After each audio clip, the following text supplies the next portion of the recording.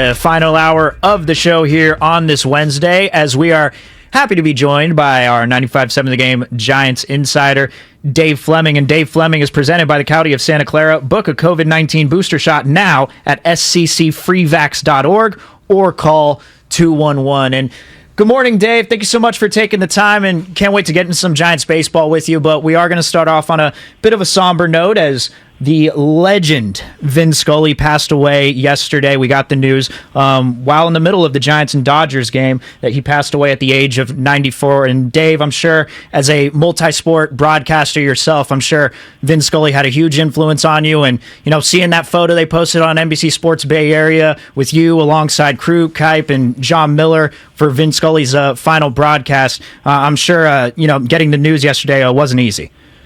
It was not.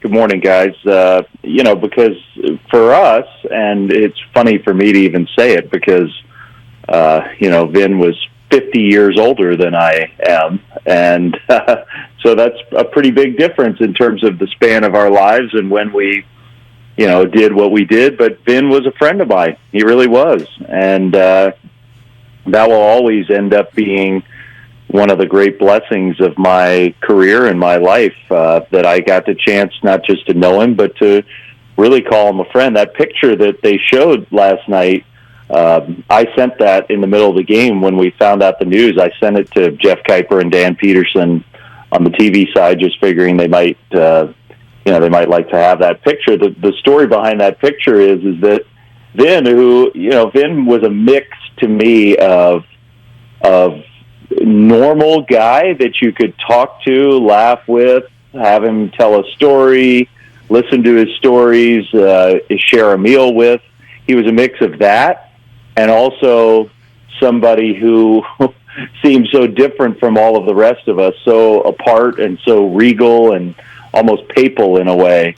And that picture, he had Vin for many, many years had a guy who worked with him named Boyd Robertson, who still is around and is a friend of ours, just a really wonderful guy. And that last series at Dodger Stadium of Vin's career in 2016, Boyd called us, and almost like the like the Queen's secretary would call you and say, Mr. Scully would appreciate your appearance at 5 p.m. in the home television booth. And all the four of us were like, we're being called in by Vin. Okay, we'll be there. And Vin wanted to have the Dodgers team photographer take a photo of the five of us. And, I do think it speaks to how many games we were around Vin for, that he considered us. At the end of his career, he was only doing home games and then basically Dodgers-Giants games, maybe a few others, but mostly that was it. So we were the group that got to see him by far the most. And he just decided that he wanted a picture of the five of us. And I think the four of us Giants broadcasters were so tickled by that thought, we just figured, well, whatever Vin says, we're doing. And so we showed up and we had some laughs and took a few photos. I have one that I really love that is from the center field camera. The cameraman took like a still photo using his TV camera, and it's of all of us posing for the photo. So you see our backs there in the booth facing the field. Our backs are to the field, and you can tell all our arms are around each other. And you can sort of tell we're laughing together, and really, truly, it's one of my all-time favorite photos. I mean, clearly he's the complete package. The cadence, the actual voice, the knowledge, the art of storytelling, understanding the sense of the moment, the urgency. What's the thing for you in terms of X's and O's, as somebody who I'm sure studies this as a broadcaster and someone that looks up to him? What's the thing that really you find that he does so special that's impossible to replicate, even though you're so good at what you do? Yeah, that's a good question, Joe. Here's what I would say. Vin's storytelling, and there's so many famous examples, and the reason there are is because literally every game, that's how Vin did a game. Vin's storytelling was constant, and that part of him I would never try to replicate, and I really believe that was unique to him. If I or somebody else tried to broadcast a game that way, I really don't think it would be very appealing to the listener. I don't. Vin just had a way of not only the timing of weaving a story in, which, look, can I figure out when to squeeze in something? Sure. But Vin had a way of telling something about almost every player constantly through the game, and his particular sound, his delivery made it sound like, the game became something different than a game. It really was almost like, story time is not nearly, that's too childish of a word, but that's really what it was like story time with Vin. If I tried to do that, it really would not work out well for me or the viewer. It just wouldn't. And so, like, that part of Vin I admire, but I would never hope to or try to replicate. I just don't think it's the way most of us should do a game. The part, though, that is the most remarkable for Vin was the way he captured the big moments in the fewest number of words possible. And all of us should aspire to do that. All of us should aspire in what we do to let the crowd tell the story, let the pictures tell the story on television, sum up what we've seen as quickly and succinctly as possible, and then not be a part of that moment ourselves. That's what Vin was so great at. From Buckner, behind the bag, he gets through Buckner to... What's your favorite call of his? Because we have them all here, and I'd like to play it, and I want to hear you kind of break down what makes so great about it, because we kind of did that earlier. What's your favorite of Vin's calls? Yeah, I would say this. My favorite is actually a football call. I think my favorite is the Dwight Clark catch. Okay, we've got it right here. We're going to cue it up. We're going to play it for you, and then I want to hear you kind of explain what makes it so special, because I'm so fascinated by someone at the top of his craft and you looking up to someone like Vin Scully. Okay, sure. They're 6 yards away from Pontiac. 3rd and 3. The right side, possibly. Montana looking, throwing in the end zone. Clark caught it! Dwight Clark! It's a madhouse at Candlestick with 51 seconds left. Dwight Clark is 6'4". He stands about 10 feet tall in this crowd's estimation. I got goosebumps. Have at it, Dave. What makes that so special? Okay, here's a few things. Number one, just the setup, 6 yards from Pontiac, or he said something different about each team. He said it the same way, but he put it differently. Like, Tom Landry's Cowboys, 6 yards from going back to the Super Bowl. 49ers, upstart 49ers, 6 yards from Pontiac. So he set the stake so quickly. Okay, that was it. That was number one. His color man there almost ruined the call, not on purpose, but his color man stepped in there at the exact wrong time.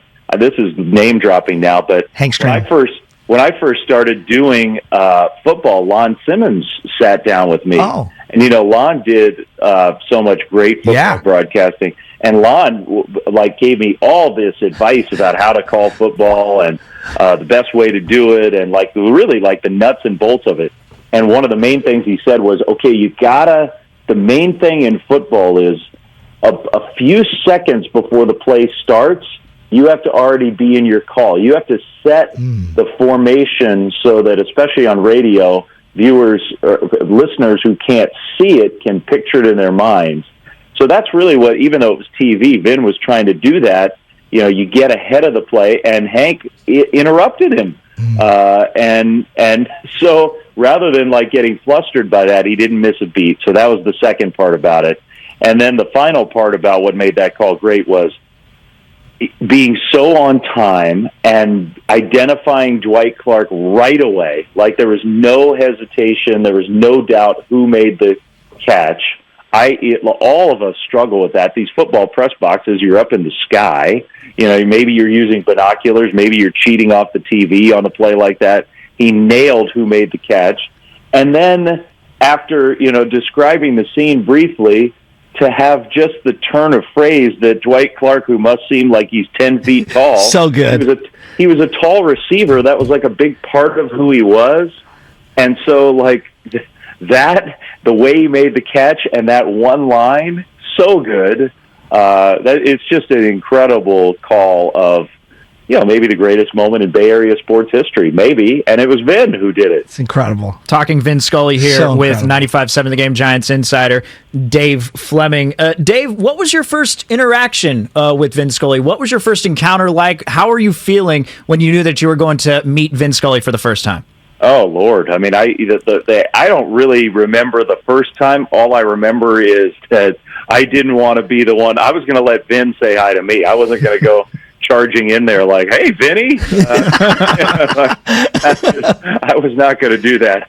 And I did that with most other broadcasters. When you get one of these jobs and you're first making your way around the league, that's part of what you do. Is you go in and introduce yourself to everybody. I was not going to do that with Vin. I was going to let Vin decide when we were going to meet, and it happened very quickly, and he couldn't have been more gracious. But it took, it probably took me a couple of years before I really felt comfortable being around him, talking to him, going in there unsolicited and saying hi and checking in.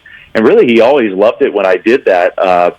Couple quick stories. One, he was in San Francisco one time, and I can't remember what the circumstances were, but the Chronicle had written like a little, it probably wasn't, maybe it was Bruce Jenkins, in his notes column on Saturday, maybe had written something about, Giants broadcaster Dave Flemming struggling, trying to decide, how much football to broadcast and what his schedule is going to look like and ... or whatever it was.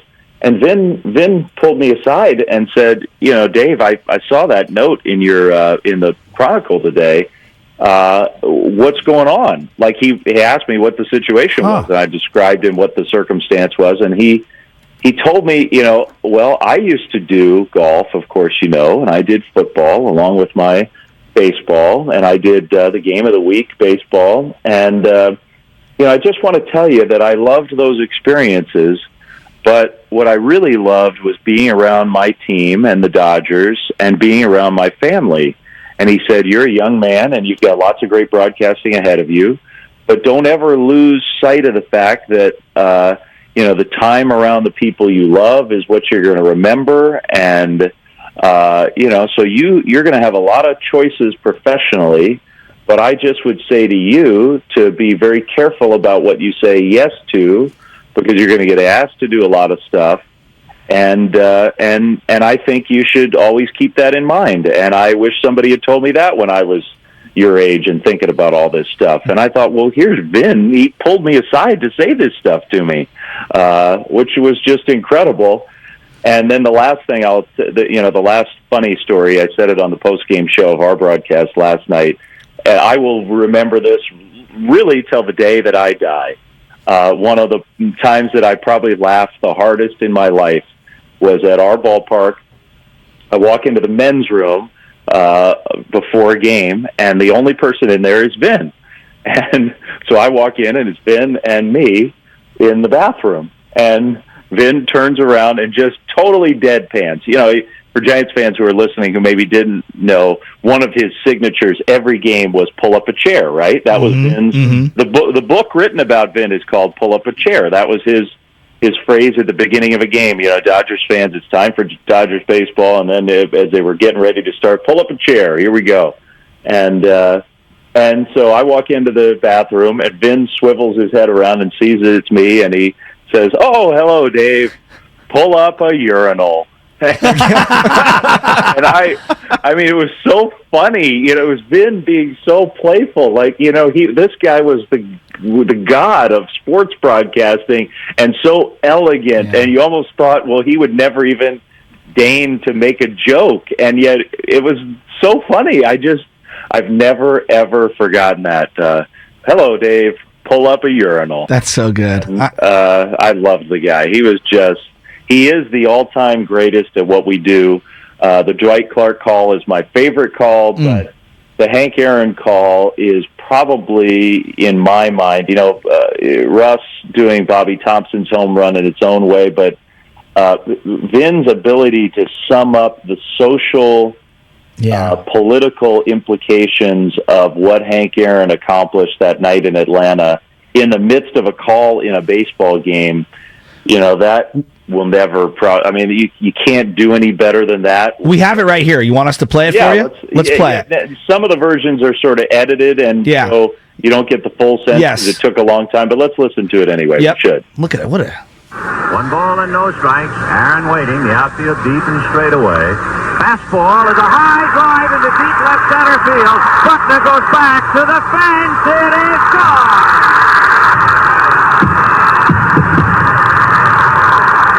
What a marvelous moment for baseball. What a marvelous moment for Atlanta and the state of Georgia. What a marvelous moment for the country and the world. A black man is getting a standing ovation in the Deep South for breaking a record of an all-time baseball idol. And it is a great moment for all of us, and particularly for Henry Aaron, who was met at home plate not only by every member of the Braves, but by his father and mother. He threw his arms around his father, and as he left the home plate area, his mother came running across the grass, threw her arms around his neck, kissed him for all she was worth. Dave, we cut out 2.5 minutes of ambient noise in the middle of there that you were referencing. Just incredible the way he captured that moment in time. And to me, the phrase there, a great moment for all of us. Yeah. Like here was a guy broadcasting for Dodgers fans back in L.A., a guy who grew up as an Irish Catholic kid in Upper Manhattan in New York City, who snuck into the Polo Grounds in the 1930s to watch his Giants play, who understood, that home run by Hank Aaron was 10 years after, not even after Martin Luther King. They were in Atlanta in the midst, really, still of the civil rights movement in 1974. And Vin understood what that meant, not just to baseball, but to everybody. And I thought, there's just that one turn of phrase, a great moment for all of us. It really was. It was an important moment for all of us. And I'm so glad Vin was there to document it. Yeah, I am too. And we're talking to Dave Flemming right now. He's the voice of the San Francisco Giants, and we're talking about Vin Scully passing away. Just to me, Tommy Lasorda and Jackie Robinson and Kirk Gibson, there's so many great Dodgers of all time, right? Vin feels like the greatest Dodger of all time. And I don't know if you guys view yourself as such, but you and John and Kruk and Kipe, the players come and go, even the greatest ones, You guys are the ones that are in our vehicles. You're in our ears. You're in our living rooms every single day. And so to me, I don't know what the appropriate way is to not immortalize, but celebrate people like you guys you are the fabric of the team. You're educating the fan base. You're helping indoctrinating us in being a Giants fan or being a Dodger fan. You're giving us information about all of these players and going down the history list and then also the sense of the moment of where we are as a fan base, as a society and things like that. Was it Vin Scully that you learned kind of how to kind of capture all of that in one for your broadcasting style? Well, I think Vin is the standard for that, and it's nice of you to say that about us. And I do. I mean that.